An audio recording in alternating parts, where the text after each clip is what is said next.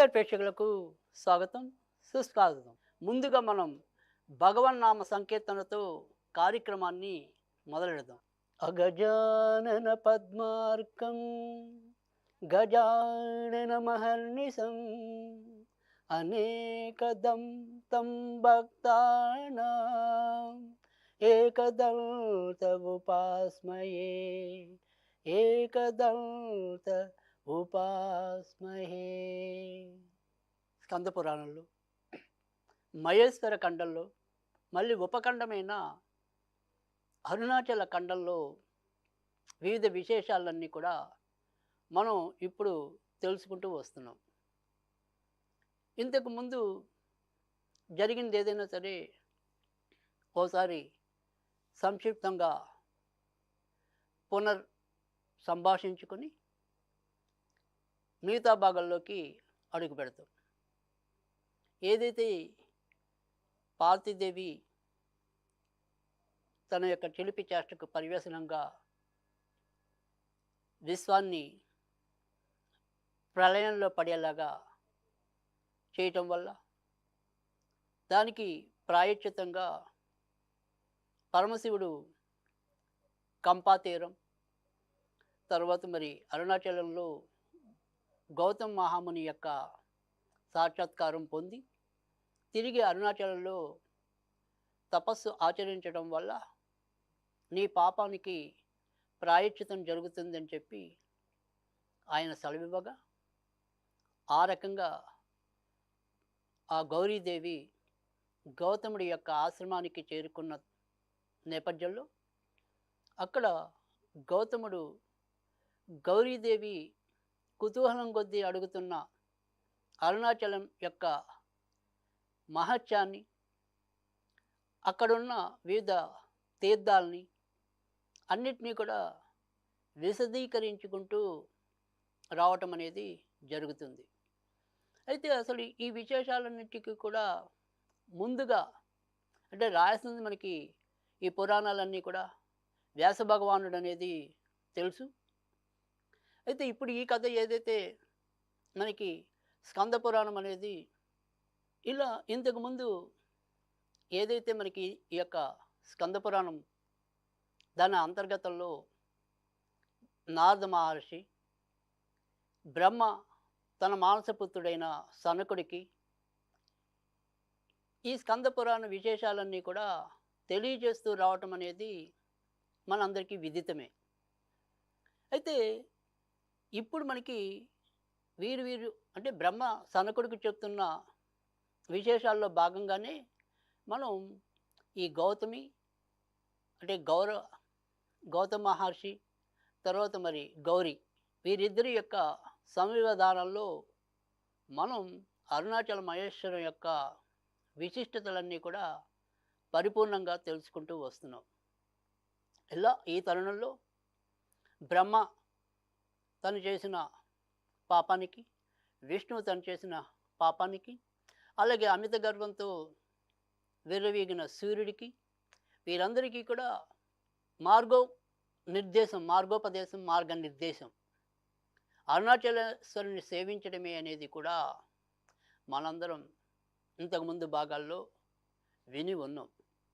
మరి ఇప్పుడు ఈరోజు భాగాల్లో తర్వాత జరిగిన పరిణామాలేంటి, ఇంకా ఈ యొక్క అరుణాచలేశ్వరుడి యొక్క విశిష్టతలేంటి ఇత్యాది వివరాలన్నీ కూడా తెలుసుకుందాం. ఈరోజు భాగంలోకి వచ్చేప్పటికీ ఏదైతే మనం చెప్పుకున్నాం లేడికోన చూస్తూ దాని మీద మోహంతో భరతుడు మళ్ళీ మరొక జన్మలో లేడీలాగా జన్మించినప్పుడు ఈ అరుణాచలేశ్వరుని సేవించే తిరిగి తన యొక్క రూపాన్ని పొందాడు అని చెప్పి గంధర్వరాజు శివుణ్ణి తోలనాడితే వ్యాఘ్రముఖంలో జన్మిస్తే తిరిగి అరుణాచలేశ్వరుని సేవించడం వల్లే తనకి తన యొక్క అసలైన ముఖం లభించడం అనేది కూడా మనం విని ఉన్నాం.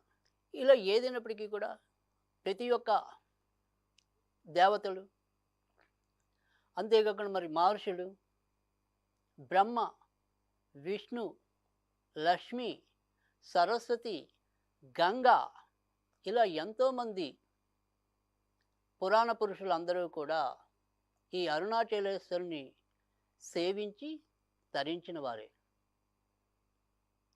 అలాగే మనకి అందరికీ కూడా రోమాంచితభరితమైన పంగుమునికి ఈ అరుణాచలంలో తిరిగి తన యొక్క అంగవైకల్యం పోయి ఆయన కాళ్ళు తిరిగి ఆయనకి లభించడం అనేది కూడా మనం తెలుసుకుని ఉన్నాం.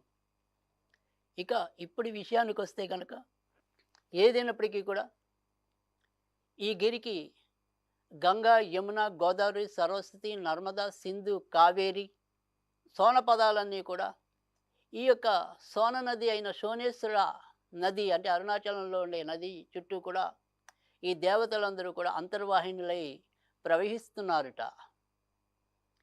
అంతేకాకుండా తమ తమ యొక్క శక్తులతో ఈ అరుణాచలం అనేది ఏదైతే ఉంటుందో దాన్ని దినదిన ప్రవర్ధమానమై మహింత శక్తివంతం చేస్తున్నారట వారి యొక్క శక్తులతో.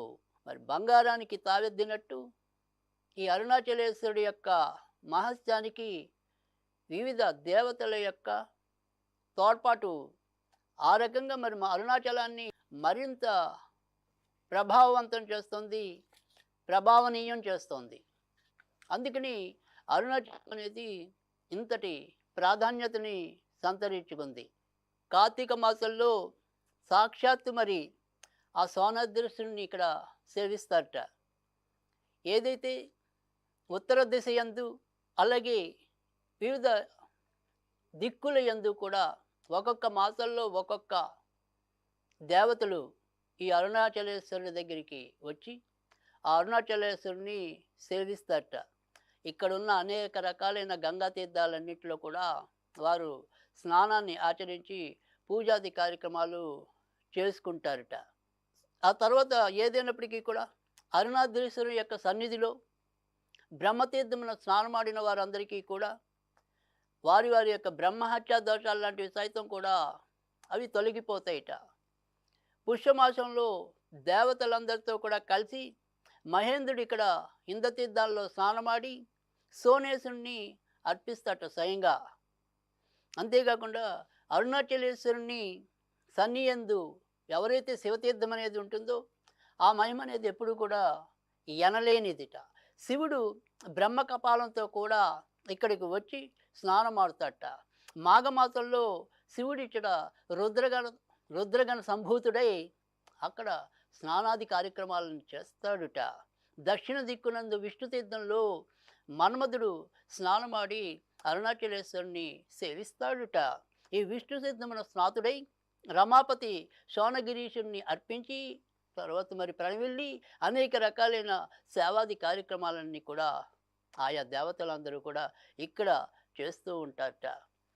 అశ్విని దేవతలు పునీతులై శివార్చన ఈశాన్య దిశలో వీరు చేస్తూ ఉంటే మరి దేవవైద్యులైన అశ్విని దేవతలు ఆ తర్వాత మరి సోనగిరికి దక్షిణాన ఉన్న ఏదైతే పాండవ తీర్థం ఉందో ఆ పాండవ తీర్థంలో ఈ పాండవులందరూ కూడా అక్కడ స్నానం ఆచరించి శివునికి ప్రణమిల్లుతారట.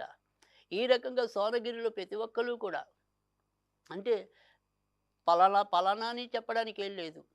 ప్రతి ఒక్కరూ కూడా ఏదో ఒక సమయంలో ఏదో ఒక మాసంలో ఏదో ఒక తరుణంలో ప్రతి ఒక్కరు కూడా ఆ అరుణాచలుణ్ణి ఆరాధిస్తూ మనకి ఇక్కడ కనిపిస్తూ ఉంటారు. అందుకని మనం ఎప్పుడైనా సరే అరుణాచలం వెళ్ళినప్పుడు మనకున్న అదృష్టం కొద్దీ అదే రోజు మనకి వారి రూపాల్లో మనకి కనపడబడినప్పటికీ కూడా వివిధ దేవతలందరూ కూడా ఏ రోజైనా సరే ఎవరో ఒకరు ప్రతిరోజు కూడా అక్కడ అరుణాచలేశ్వరుణ్ణి ఆరాధిస్తూనే ఉంటారు వారి యొక్క అంతర్విహీనులై. కనుక మనకేంటంటే మనం వెళ్ళే టాములో మనం అరుణాచలేశ్వరుని దర్శించే సమయంలో అక్కడ ఎవరో ఒక దేవతలు మనకి పరోక్షంగా ఉండే అవకాశాలు చాలా ఎక్కువ ఉంటాయి. అందుకని అరుణాచలేశ్వరంలో మనం ఎప్పుడు కూడా మంచి మాటలే మాట్లాడాలి. చెడు మాటలు మాట్లాడినప్పుడు దానికి తగిన శిక్ష పడవచ్చు, లేదా ఆయా దేవతలు తదాస్తు అనొచ్చు. అందుకని ఎప్పుడైనా సరే అరుణాచలంలో మనం అర్ధగంట గడిపామా? గంట గడిపామా? 3 గంటలు గడిపామా? ఎన్ని గంటలు గడిపామనేది కాదు. ఎన్ని గంటలు ఆ అరుణాచలేశ్వరుడి యొక్క కీర్తిని మనతో వచ్చిన వారితో పంచుకుంటామో, మనం ఎవరైతే కలిసి వచ్చామో మనందరం కూడా ఆ శివుడి యొక్క సత్సంగంలోను, శివనామ కీర్తనతోను గడిపితే అంతకంట మరొక ఉత్తమ కార్యం అనేది ఉండదు. కనుక ప్రతి ఒక్కరూ కూడా అరుణాచలేశ్వరుడు వెళ్ళినప్పుడు మనం ఒంటరిగా వెళ్తే మనసులోనే అరుణ శివ, అరుణ శివ, అరుణ శివ అని కీర్తించుకుంటూ ముందుకు పయనించాలి. లేదు మనం కుటుంబ సమేతంగాను, మిత్ర సమూహంగాను, మరో రకంగా 10 మంది కలిసి వెళ్ళినప్పుడు 10 మంది కూడా ఆ పతిత పావనుడైన ఆ పరమశివుడి యొక్క గొప్పతనాన్ని మాట్లాడుకుంటూ, ఆయన లీలల్ని అభివర్ణించుకుంటూ, ఇక్కడ మనకి శివుడు ప్రత్యక్షమైతే ఎలా ఉంటుంది అనే ఒక ఊహాలోకమైన భావనతోనూ అరుణగిరి ప్రదర్శనలు చేస్తున్నట్టయితే తప్పకుండా అరుణాచలేశ్వరుడు ఏదో రూపంలో మనని అనుగ్రహించి వెళ్ళటం అనేది కూడా యథార్థం. కనుక అరుణాచలంలో మనం ఎన్నిసార్లు ఎక్కడ ఉన్నప్పటికీ కూడా సాధ్యమైనంత వరకు కూడా లౌకిక విషయాలని పక్కన పెట్టి అలౌకికమైన విషయాల మీద దృష్టి సారించి మనం ఎందుకు వచ్చాము అనే దానికి పరమార్థాన్ని తెలుపుకుంటూ ముందుకు సాగవలసిన అవసరం ఎంతైనా ఉంటుంది. ఇక ఏదైతే ఈ శుభప్రదమైన ఈ అరుణగిరి అనేది ఏదైతే ఉంటుందో అక్కడ కుంభానది అనేది సోనగిరికి పడమరగా ప్రవహిస్తూ ఉంటుందిట. అగస్త్యుడు ఇక్కడే సర్వదా నివసిస్తూ ఉంటాడట. ఆ కుంభానది అనేది ఏదైతే మరి దక్షిణముఖంగా మనకి పడమరగా ఉందో ఆ పడమరలో ఉండే ఏదైతే ఈ సోనగిరికి కుంభానది అనేది పడమరలో ప్రవహిస్తూ ఉంటుంది.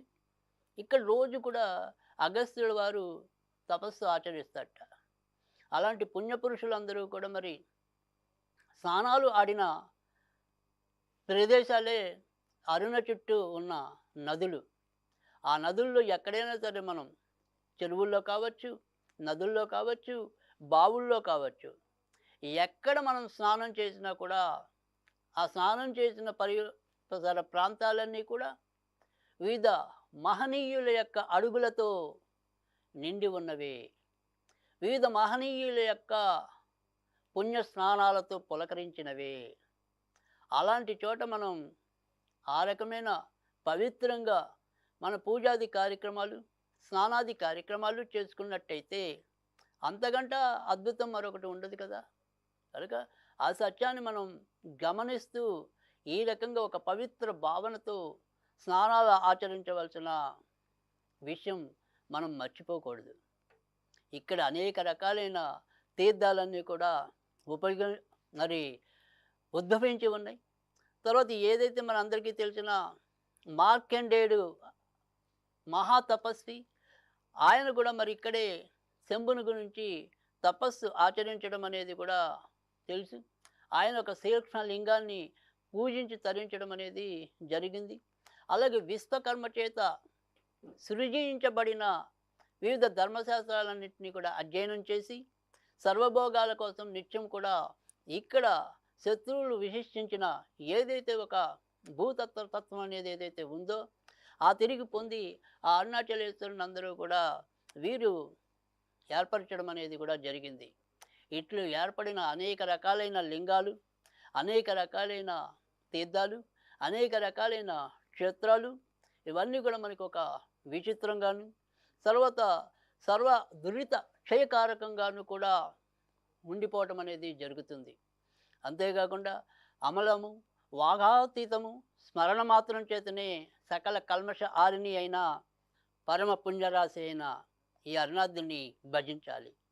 ఆ రకంగా ఎవరైతే మరి నిత్యం అరుణాచలేశ్వరుని భజిస్తారో, కీర్తిస్తారో, ఆయన కోసం పరితపిస్తారు, అలాంటి వాళ్ళందరికీ కూడా తప్పకుండా మోక్షాన్ని కలిగించేది అరుణాచలమే.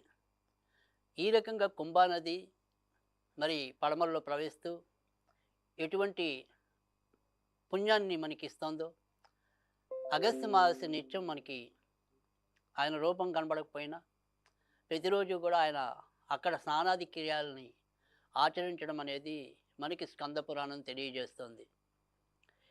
ఆ తర్వాత ఏదైనప్పటికీ కూడా సకల కల్మష హారిణి అయిన పరమ పుణ్యరాశి ఫలప్రదమైన ఈ అరుణాచలేశ్వరుని అందరూ కూడా భజించాలని చెప్పి గౌతముడు సాక్షాత్తు అంబకు అంటే గౌరీదేవికి ఆయన తెలియజేయటం అనేది జరిగింది.